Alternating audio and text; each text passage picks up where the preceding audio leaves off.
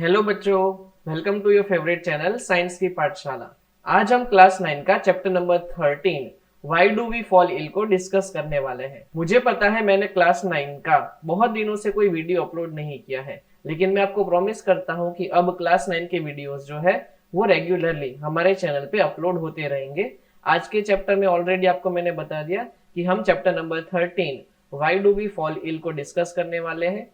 तो चलिए अब बिना हम टाइम वेस्ट किए स्टार्ट करते हैं। अभी मजा आएगा ना भिड़ो।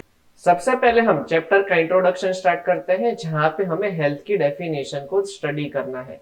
सबसे पहले आप ये हेल्थ की डेफिनेशन नोट कर लो।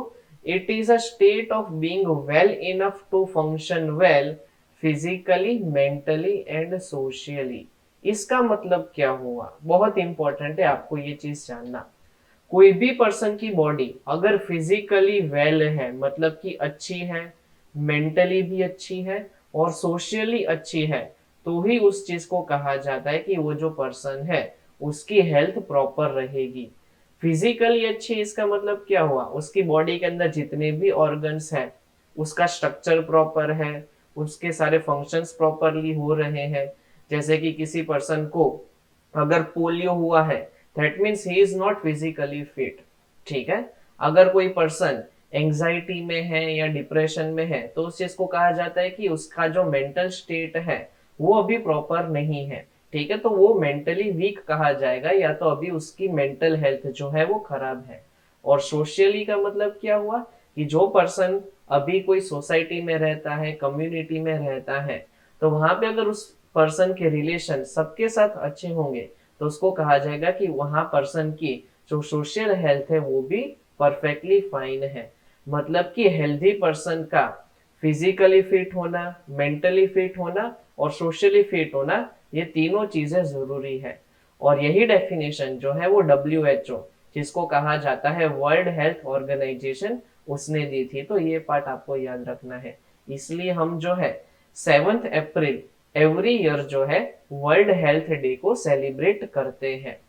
वीडियो को आगे कंटिन्यू करें उससे पहले फटाफट इस वीडियो को लाइक कर दो और साथ साथ में चैनल को सब्सक्राइब भी कर लो, बिकॉज बहुत सारे स्टूडेंट्स वीडियो तो देखते हैं लेकिन वीडियो को लाइक नहीं करते और चैनल को सब्सक्राइब भी नहीं करते। तो फटाफट ये दोनों काम कर दो। और हाँ, अगर आपको वीडियो पसंद आ रहा है तो जरूर इस पे कमेंट भी कर देना। And thank you for watching this video. अब हम बात कर लेते हैं डिजीजेस क्या होता है। तो any disturbance in the structure और फंक्शन ऑफ एनी ऑर्गन और पार्ट ऑफ द बॉडी। हमें पता है कि हमारे बॉडी के अंदर बहुत सारे ऑर्गन्स हैं, बहुत सारे पार्ट्स हैं। मान लो उसका स्ट्रक्चर खराब हो जाए और या तो वो प्रॉपरली फंक्शन करना बंद कर दे, तो उस चीज को डिजीजेस कहा जाता है। जैसे कि मान लो किसी पर्सन के लंग्स में प्रॉब्लम है, ठीक है, तो वो ब्रीथ नहीं कर पाएगा, उसका लंग्स का जो स्ट्रक्चर है वो खराब हो चुका है। किसी को बार बार स्टमक में पेन हो रहा है, ठीक है, ऐसा भी हो सकता है। किसी पर्सन को चलने में फिरने में प्रॉब्लम है, किसी पर्सन को डायबिटीज है, तो उन सब में क्या होता है कि उसका स्ट्रक्चर भी खराब हो सकता है, या तो वो जो ऑर्गन है उसका फंक्शन भी खराब हो सकता है। तो इस चीज को कहा जाता है डिजीजेस, मतलब कि वहां पे एक टाइप का डिस्टरबेंस क्रिएट हो चुका है। अब डिजीजेस और इन्फेक्शन से बचना हो तो क्या चीजें करनी चाहिए, वो हमें यहाँ पे नेक्स्ट पॉइंट में बताई है। तो सबसे पहले हमें हमारी लाइफ स्टाइल में मॉडिफिकेशन करना पड़ेगा। लाइफस्टाइल में मॉडिफिकेशन करने का मतलब क्या हुआ कि सबसे पहले एक्सरसाइज करना स्टार्ट करना पड़ेगा। बहुत सारे जो हमें पता ही है कि स्टूडेंट्स हो गए या एल्डर्स हो गए, वो एक्सरसाइज से दूर भागते हैं। लेकिन अगर हम एक्सरसाइज करना स्टार्ट करेंगे तो ऑब्वियसली हमें इन्फेक्शंस और डिजीजेस जो है उससे हम बच सकते हैं। सेकेंड चीज है proper sleep. Minimum 7 to 8 hours की स्लीप जो है वो हमें लेनी चाहिए, और साथ साथ में रिलैक्सेशन टाइम भी हमें मिलना चाहिए। सो लाइफस्टाइल के बाद जो नेक्स्ट इंपॉर्टेंट पार्ट आता है वो बैलेंस्ड डाइट है। बैलेंस डाइट का मतलब हुआ कि हमें ऐसा फूड कंज्यूम करना चाहिए जिससे हमें सफिशिएंट अमाउंट में प्रोटीन मिले, कार्बोहाइड्रेट मिले, फैट्स मिले। ठीक है, उन सब का अगर हमें प्रॉपर मिक्सचर मिलेगा तो हमें जो है ज्यादा प्रॉब्लम नहीं होगी। और साथ साथ में अपना जो पर्सनल हेल्थ और हाइजीन जो है उसको भी अच्छे से मेंटेन करना है। और साथ साथ में जो हमारा सराउंडिंग है वो भी प्रॉपर होगा, तो हमें इन्फेक्शन या तो कोई डिजीजेस होने का चांस जो है वो बहुत ही कम हो जाएगा। अब मान लो कि अगर कोई डिजीज हमें हो जाती है तो उसकी ट्रीटमेंट के लिए क्या किया जाता है, ये जो माइक्रोब्स है और पैथोजेंस है उसको डायरेक्टली किल किया जाता है। और उसको किल कैसे करेंगे, तो ऑब्वियसली मेडिसिन लेके जो है हम इन्फेक्शंस और डिजीजेस को दूर कर सकते हैं। अब हम हेल्थ को थोड़ा डिटेल में डिस्कस कर लेते हैं। हेल्थ की डेफिनेशन तो हमने ऑलरेडी देख ली है। नेक्स्ट जो पॉइंट आता है वो है condition necessary for good health. तो यहाँ पे हमें दो कंडीशंस को देखना है। फर्स्ट कंडीशन है good physical and social environment and second है गुड इकोनॉमिक कंडीशन। अगर ये दोनों कंडीशन फुलफिल होगी तो हमारी जो हेल्थ है वो अच्छी रहेगी। अब ये कंडीशन क्या कहती है वो अच्छे से समझना। Good physical and social environment का मतलब होता है कि हमारा जो सराउंडिंग है वो क्लीन होना चाहिए, गुड सैनिटेशन होना चाहिए, प्रॉपर गार्बेज का डिस्पोजल होना चाहिए। देखा होगा कि कुछ लोग जो है वो ऐसे ही वेस्ट को थ्रो कर देते हैं रोड की तरफ, ठीक है। तो वो चीज अगर नहीं होगी तो हमारी जो हेल्थ है वो अच्छी बनी रहेगी। और साथ साथ में जो हमें ड्रिंकिंग वाटर मिलता है वो भी क्लीन होना चाहिए। तो इन सब की वजह से जो है हमारी हेल्थ जो है अच्छी रहेगी। सेकेंड कंडीशन है गुड इकोनॉमिक कंडीशन। इसका मतलब क्या हुआ कि जितने भी पर्सन है उनको अगर जॉब अपॉर्चुनिटीज अच्छी मिलेगी तो उनकी इनकम अच्छी होगी। और अगर उनकी इनकम अच्छी होगी तो वो अच्छा फूड कंज्यूम कर पाएंगे और उनकी वजह से उनकी जो लाइफ है वो बहुत ही ज्यादा हेल्थी हो जाएगी। इसलिए दोनों कंडीशन जरूरी है हेल्थी लाइफ के लिए। अब personal and community issues both matter for health. ठीक है कि हमारी हेल्थ के लिए पर्सनल और कम्युनिटी इश्यू दोनों की दोनों मैटर करते हैं। कैसे मैटर करते हैं वो हमें यहाँ पे डिस्कस करना है।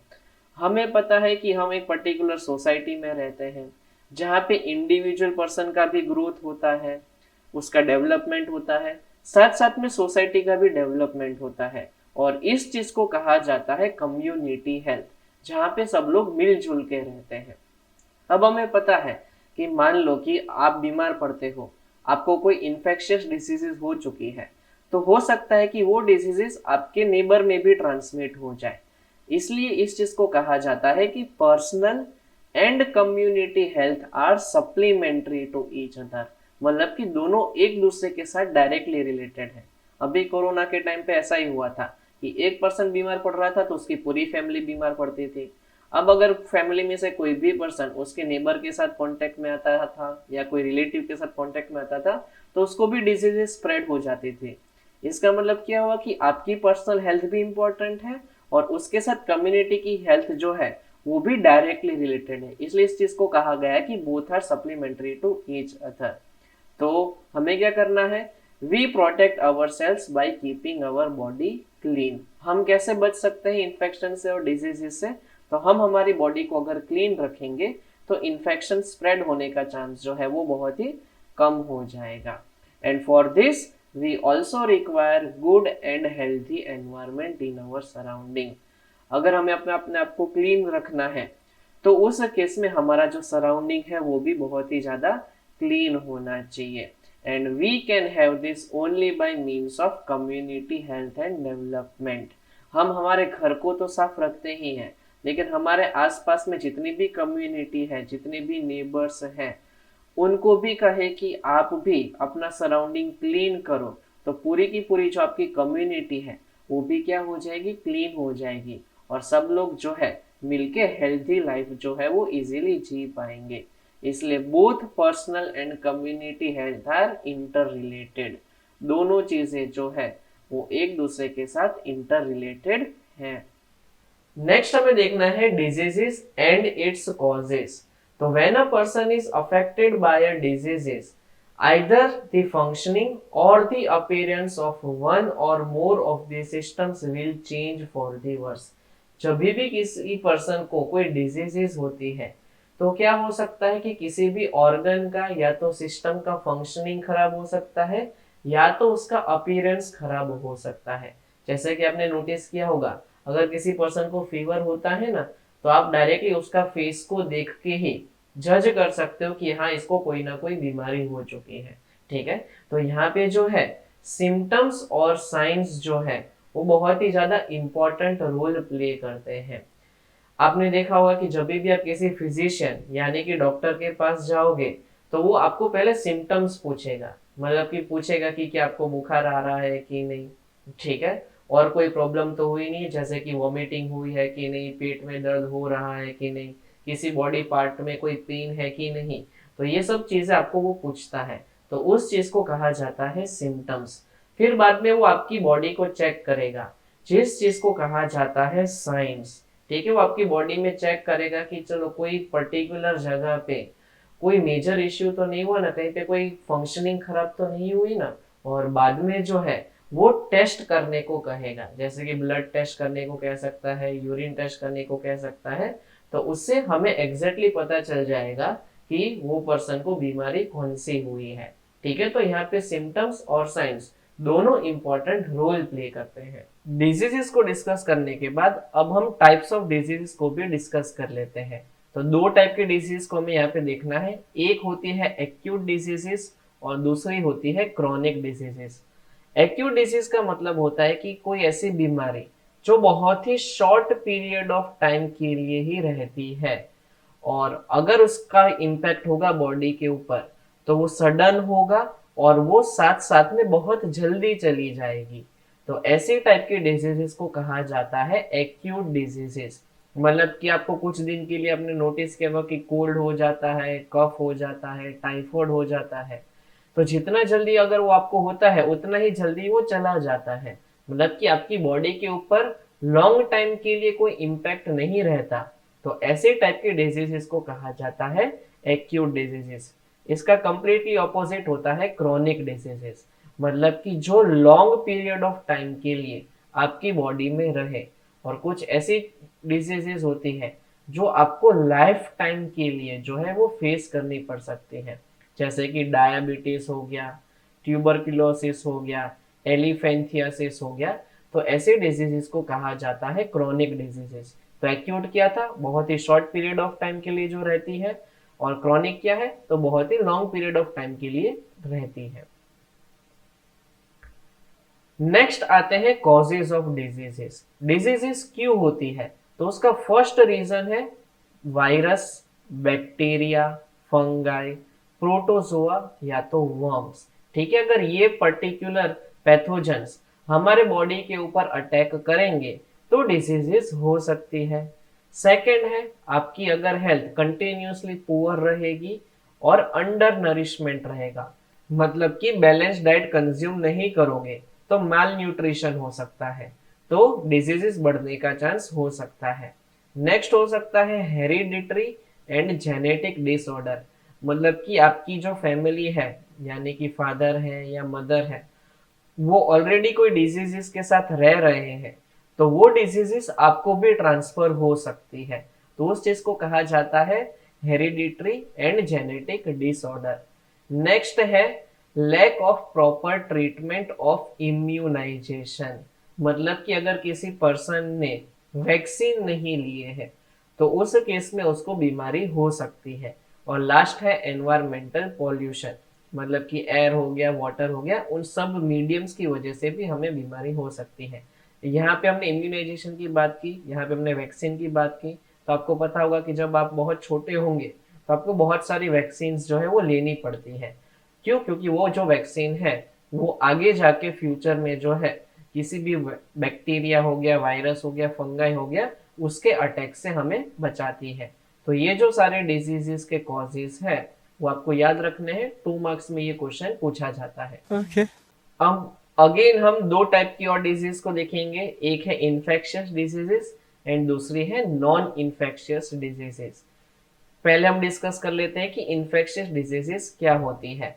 तो ऐसी कोई भी पर्टिकुलर डिजीजेस जो इन्फेक्शन के थ्रू होती है, मतलब कि जब कोई माइक्रो ऑर्गेनिज्म एक हेल्दी पर्सन तक ट्रैवल करता है फ्रॉम इन्फेक्टेड पर्सन, तो उस चीज को कहा जाता है इन्फेक्शियस डिजीजेस। मतलब कि कोई डिजीजेस पर्सन ने माइक्रो ऑर्गेनिज्म को ट्रांसफर कर दिया to healthy person. Microorganism को ट्रांसफर कर दिया मतलब कि पैथोजेंस जब ट्रैवल करेंगे, जैसे कि वायरस हो गया, बैक्टीरिया हो गया, फंगाई, प्रोटोजोआ, ठीक है, फंगाई वर्म्स हो गए। जब कोई सी भी डिजीज पर्सन से हेल्दी पर्सन में ट्रांसफर होंगे तो उस चीज को कहा जाएगा इन्फेक्शियस डिजीजेस। तो अभी कोरोना हुआ था, तो कोरोना क्या हुआ, एक टाइप का इन्फेक्शियस डिजीज हुआ। मतलब कि कोरोना का जो वायरस है वो एक इन्फेक्टेड पर्सन से हेल्दी पर्सन में ट्रांसफर हुआ था, और ये जो बीमारी थी वो बहुत ही जल्दी स्प्रेड हुई थी, इसलिए इसको हमने कह दिया इन्फेक्शियस डिजीजेस। नेक्स्ट होती है नॉन इन्फेक्शियस डिजीजेस। मतलब कि जब कोई इन्फेक्टेड पर्सन और कोई नॉन इन्फेक्टेड पर्सन यानी कि हेल्दी पर्सन जब कांटेक्ट में नहीं आते हैं फिर भी बीमारी हो जाती है, तो ऐसी बीमारी को कहा जाता है नॉन इन्फेक्शियस डिजीजेस। मतलब कि आर्थराइटिस, मतलब कि किसी भी पर्सन को जॉइंट्स में पेन होता है।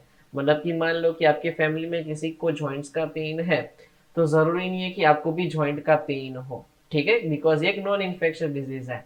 हार्ट की डिजीज को भी नॉन इन्फेक्शियस कहा जाता है, ठीक है। ये चीज भी आपको याद रखना है कि यहाँ पे एयर और वाटर के थ्रू भी डिजीजेस जो है वो स्प्रेड नहीं होती है। अब हम डिफरेंट टाइप के माइक्रो ऑर्गेनिजम्स को स्टडी कर लेते हैं। यहाँ पे जो आपको फिगर दिखाई दे रही है वो एक्चुअल में एक सार्स वायरस है, SARS, और जिसकी जो साइज है वो आपको यहाँ पे दी हुई है। 500 नैनोमीटर ले सकते हो, 0.5 माइक्रोमीटर ले सकते हो, या तो 0.001 मिलीमीटर भी आप इसको ले सकते हो। अब यहाँ पे आपको एक प्रोटोजुआ को शो किया है जिसको कहा जाता है ट्राइपेनोसोमा, ठीक है, ये एक प्रोटोजुआ का नाम है। उसकी वजह से कौन सी बीमारी होती है, तो स्लीपिंग सिकनेस। इसका आप यहाँ पे शेप देख सकते हो, ठीक है। इसके बारे में आपको जो है ज्यादा याद करने की जरूरत नहीं है, जस्ट ये एक इंफॉर्मेटिव टॉपिक है। साथ साथ में आपको देखो यहाँ पे एक टाइप का बैक्टीरिया दिया हुआ है, ठीक है, और ये जो बैक्टीरिया है उससे क्या होता है, एक्ने होता है, मतलब कि फेस के ऊपर पिंपल्स आते हैं, ठीक है, तो बैक्टीरिया की वजह से आते हैं। नेक्स्ट यहाँ पे आपको राउंड वॉर्म के बारे में दिया हुआ है कि जब भी पेट में दर्द होता है तो उसके लिए मोस्टली जो रिस्पॉन्सिबल होते हैं ऑर्गेनिजम्स उनको कहा जाता है राउंड वॉर्म्स, ठीक है, तो ये सब कुछ याद रखना है। यहाँ पे आपको देखो पूरा का पूरा एक टेबल दिया हुआ है कि इन्फेक्शियस यहाँ पे एजेंट्स लेफ्ट हैंड साइड पे दिए हुए, राइट हैंड साइड पे डिजीजेस दी है। मतलब कि वायरस की वजह से कौन कौन सी बीमारियां होती है तो यहाँ पे ऑलरेडी दे दिया है। ये जो टेबल आप अपने नोटबुक में ड्रॉ कर लोगे, ठीक है, बिकॉज ये डायरेक्टली आपको याद ही रख लेना है। बैक्टीरिया की वजह से जैसे कि कॉलेरा होता है, टाइफॉइड होता है, TB होता है, टिटनस होता है, ठीक है।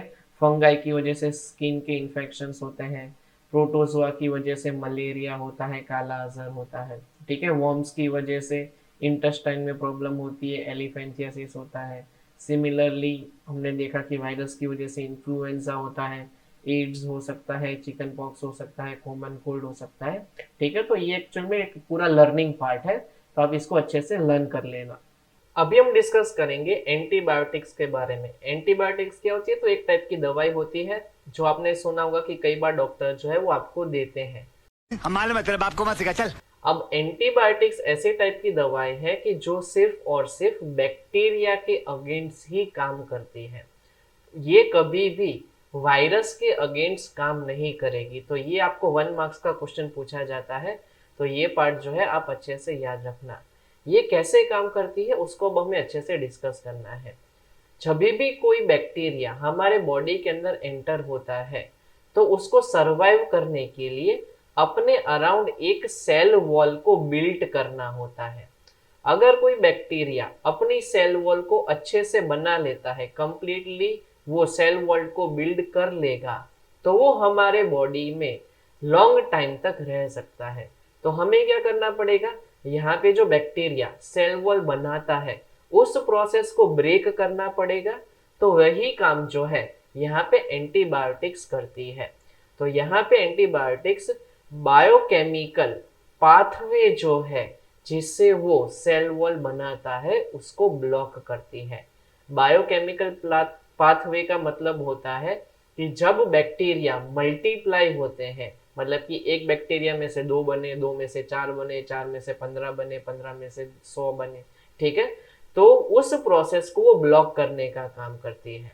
और जो बहुत ही फेमस एंटीबायोटिक जिसके बारे में आपको याद रखना है वो है पेनिसिलिन, और इसको डिस्कवर किया था अलेक्जेंडर फ्लेमिंग ने। ये पार्ट आप अच्छे से याद रख लेना। नेक्स्ट हमारा टॉपिक है means of spread of infectious diseases, मतलब कि इन्फेक्शियस डिजीजेस कैसे स्प्रेड होती है। तो यहाँ पे उसके बहुत सारे जो है स्प्रेड के मेथड्स हैं, मतलब कि वो एयर के थ्रू स्प्रेड हो सकती है, वाटर के थ्रू हो सकती है, फूड के थ्रू हो सकती है, वेक्टर्स हैं, physical contact and sexual contact. तो इन सब तरीकों से जो है इन्फेक्शियस डिजीजेस जो है वो हमेशा स्प्रेड होती है। इन सब तरीकों के बारे में अभी हम डिटेल में जानने वाले हैं। जैसे कि मान लो कि पहले हमें देखना है एयर के थ्रू कैसे बीमारियां फैलेगी। ठीक है, तो जब भी कोई इन्फेक्टेड पर्सन स्नीजिंग करेगा या तो कफ करेगा, स्नीजिंग मतलब कि अगर मान लो कि उसको कफ हो जाता है या वो स्नीज करेगा, तो उस टाइम पे जितने भी माइक्रोब्स हैं वो एयर के थ्रू ट्रैवल करेंगे टू दी हेल्दी पर्सन। यहाँ पे आपको दिखाई दे रहा है इमेज में एक इन्फेक्शियस पर्सन जो है जब भी स्नीज करता है तो वहां से आपको पता है कि स्मॉल ड्रॉपलेट्स निकलते हैं। तो जो लाइटर ड्रॉपलेट्स होते हैं, ठीक है, वो ऐसे एयर में ट्रैवल करेंगे, ठीक है, और वो पहुंच जाएंगे किसी हेल्दी पर्सन के पास। ठीक है, और जो हैवी ड्रॉपलेट्स हैं वो डायरेक्टली ग्राउंड की तरफ चले जाएंगे। तो यहाँ पे एयर के थ्रू इस तरीके से बीमारी फैलती है। कौन कौन सी बीमारी? तो कॉमन कोल्ड हो गया, ट्यूबरक्यूलोसिस हो गया, निमोनिया हो गया, ये सब कुछ एयर के थ्रू ट्रांसफर होता है from infected person to a healthy person. Next है थ्रू वाटर, कैसे बीमारियां फैलती है। तो ऑब्वियसली जब कोई पर्सन खराब पानी पिएगा, ठीक है, पॉल्यूटेड वाटर को ड्रिंक करेगा या पॉल्यूटेड फूड को कंज्यूम करेगा, तो उसकी वजह से उसको कॉलेरा हो सकता है या तो अमेबिक डिसेंट्री, मतलब कि ये ऑलरेडी ऑब्वियसली एक पेट की बीमारी है। नेक्स्ट है थ्रू वेक्टर्स। वेक्टर्स का मतलब यहाँ पे हम कंसीडर करेंगे मॉस्किटोज है, फ्लाइज है, इंसेक्ट्स है, ठीक है, उनके थ्रू जब बीमारी फैलती है तो उसको कहा जाता है स्प्रेड थ्रू वेक्टर्स।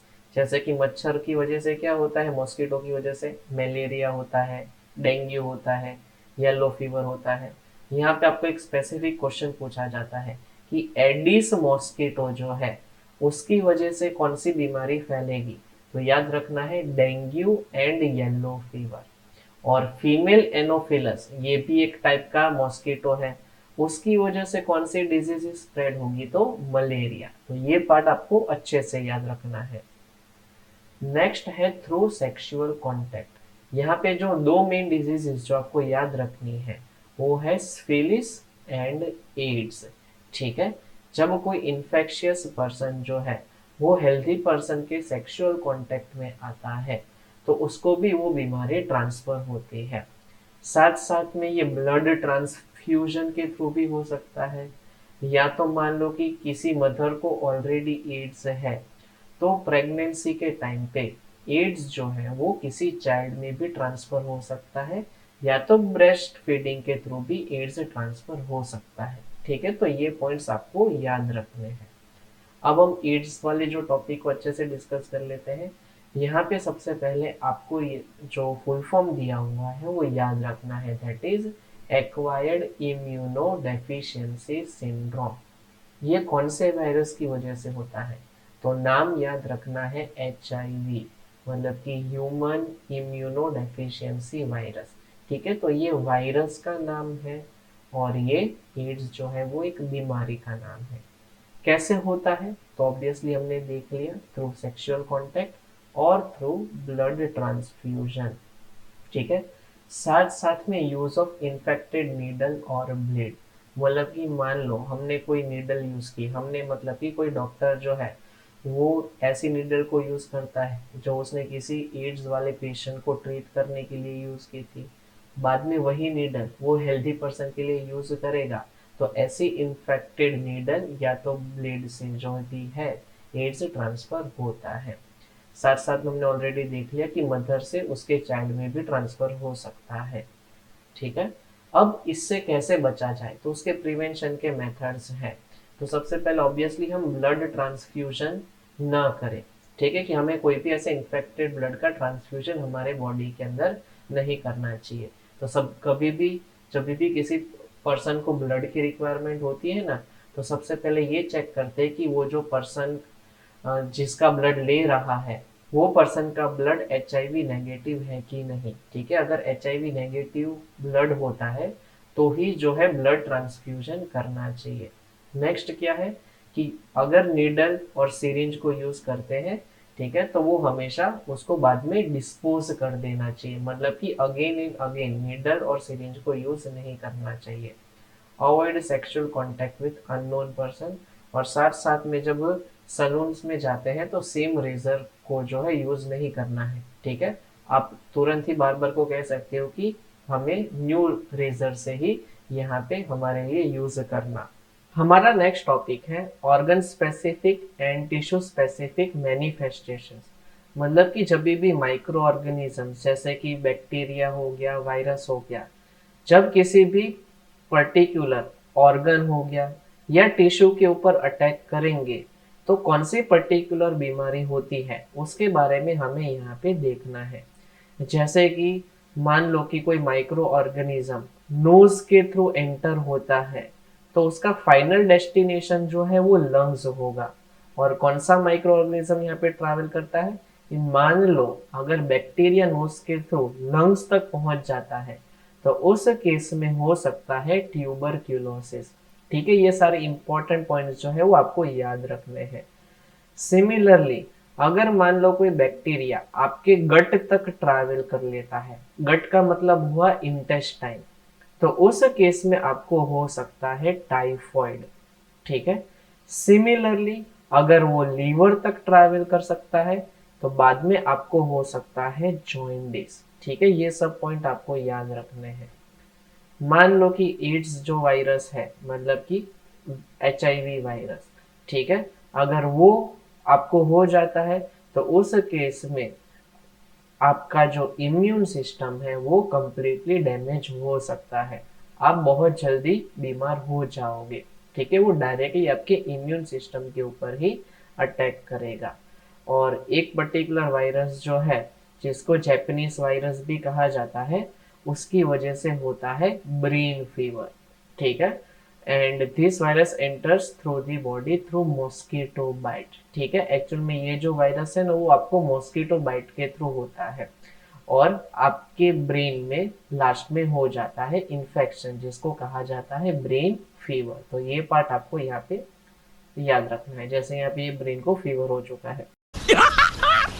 मस्त जोक मारा रे, ये हंस रहे हलकट हंस। टॉपिक्स को देखने वाले हैं, उसमें से फर्स्ट इंपॉर्टेंट टॉपिक आता है प्रिंसिपल्स ऑफ ट्रीटमेंट। ये जो ट्रीटमेंट का प्रिंसिपल है वो एक्चुअल में डॉक्टर यूज करते हैं। जब भी कोई पेशेंट डॉक्टर के पास जाता है तो डॉक्टर के पास दो ऑप्शन होते हैं, वो किस तरीके से आप किसी भी पेशेंट को ट्रीट करे। तो फर्स्ट ऑफ ऑल वो ऐसे दवाई दे सकता है कि जिसकी वजह से आपको जो सिम्टम्स है, जैसे कि फीवर हो गया, ठीक है, या कहीं पे पेन है, वो थोड़ा सा कम हो जाए, वैसे टाइप की दवाई दे सकता है। या तो ऐसे टाइप की दवाई दे सकता है कि जिससे जो माइक्रो ऑर्गेनिज्म आपकी बॉडी के अंदर एंटर हो चुके हैं डायरेक्टली वही मर जाए। मतलब कि डॉक्टर के पास हमेशा दो स्टेप होते हैं किसी भी पर्सन को ट्रीट करने के लिए। फर्स्ट स्टेप क्या है, तो to reduce the effect of the diseases, मतलब कि हमें यहाँ पे जो भी सिम्टम्स है किसी भी पेशेंट को वो रिड्यूस करना है। मतलब कि वो डॉक्टर ऐसी मेडिसिन देगा जिससे कि फीवर कम हो जाए, पेन अगर हो रहा है तो वो कम हो जाए, अगर किसी पेशेंट को लूज मोशन है तो वो चले जाए। ठीक है, और बाद में डॉक्टर ऐसा भी कहते हैं कि पेशेंट को वो बेड रेस्ट करना चाहिए सो दैट उसकी एनर्जी है वो कंजर्व हो जाएगी, मतलब कि उसकी धीमे धीमे इम्यूनिटी बिल्ड हो जाएगी, तो ऑब्वियसली जो है बीमारी चली जाएगी। तो एक तरीके से वो ट्रीटमेंट हो सकती है। और दूसरा तरीका होता है टू किल दी माइक्रोब्स, मतलब कि डायरेक्टली जो माइक्रो ऑर्गेनिज्म है उसी को ही मार देना है। तो उस केस में यहाँ पे डॉक्टर जो है वो एंटीबायोटिक्स और दूसरे ड्रग्स, मतलब कि दवाइयाँ सजेस्ट करते हैं जिसकी वजह से माइक्रोब्स की डेथ हो जाती है और डिजीजेस जो है वो चली जाती है। प्रिंसिपल्स ऑफ ट्रीटमेंट के बाद आता है प्रिंसिपल्स ऑफ प्रिवेंशन, मतलब कि कैसे हम बीमारियों से बच सकते हैं। तो यहाँ पे भी हमें टोटल दो स्टेप देखने हैं, एक है जनरल वेज ऑफ प्रिवेंशन और दूसरा है specific ways of prevention. General way of prevention में जो है सबसे पहले हमें अपना पर्सनल हाइजीन को ध्यान में रखना है। मतलब कि अगर हम हमारी बॉडी को अच्छे से क्लीन रखेंगे, जैसे कि यहाँ पे आपको इमेज के थ्रू बताया हुआ है, ठीक है, तो हम जो है इन्फेक्शियस डिजीजेस से बच सकते हैं। ठीक है, हमारे बॉडी में इन्फेक्शन होने का चांस जो है वो बहुत ही कम हो जाएगा। कैसे? तो पर्सनल हाइजीन, ठीक है, ये पार्ट आपको याद रखना है। ये एक जनरल प्रिवेंशन का एक पार्ट हुआ। अब अगर मान लो एयरबॉर्न डिजीज से हमें बचना है तो हमें क्राउडेड एरिया में नहीं जाना है। मतलब कि ऐसे एरिया जहाँ पे बहुत ज़्यादा भीड़ होती है, जैसे कि मार्केट हो गया, स्पेसिफिकली फेस्टिवल के टाइम पे आपने देखा होगा कि मार्केट्स जो है वो बहुत ही ज़्यादा क्राउडेड होते हैं। तो वहाँ पे जाओगे तो एयरबॉर्न डिजीज का ट्रांसमिशन जो है वो आपको हो सकता है, तो उस चीज़ से बचना चाहिए। नेक्स्ट है वाटर बॉर्न डिजीज से अगर बचना है तो ऑब्वियसली हम ऐसा ही वाटर कंज्यूम करेंगे जो हमारे लिए सेफ हो। मतलब कि हमें कंटामिनेटेड वाटर को ऑब्वियसली अवॉइड करना चाहिए। और वेक्टर बॉर्न डिजीजेस से कैसे बचा जा सकता है?